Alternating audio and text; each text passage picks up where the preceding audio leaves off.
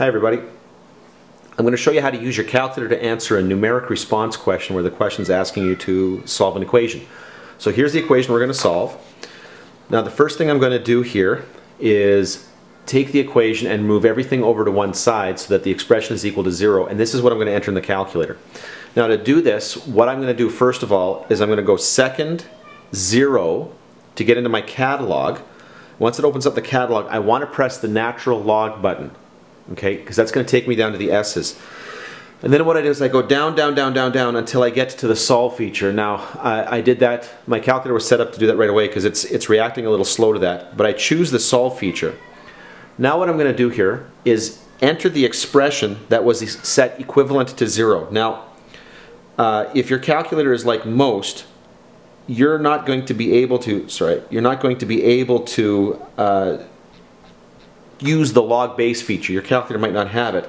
So what you're going to have to do here is enter in the change of base formula. So I'd go log base 10 of x plus 5 divided by the log of 8 minus the log base 10 of x minus 2 divided by the log, I have to divide by the log base 10 of 8 and then minus 1.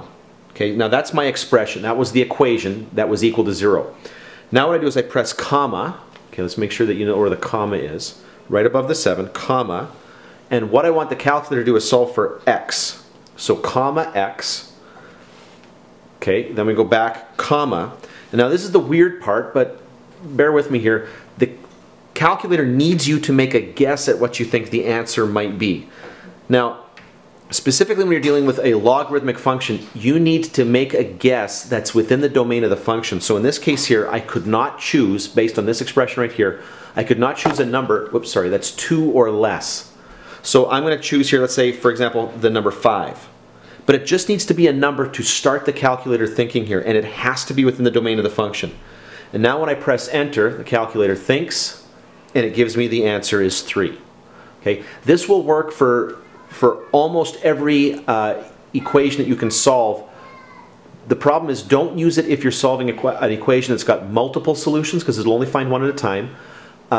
You need to make sure that you're guessing within the domain of the function, which can be difficult with radical equations, so I would suggest using a graphical solution for radical equations. And finally here, if you're answering a question here and you get an answer here that's not like a 3 but is obviously something like 10 to the 99, some ridiculously large number, all that means is that your guess is well, not incorrect, but it's too far over in one direction.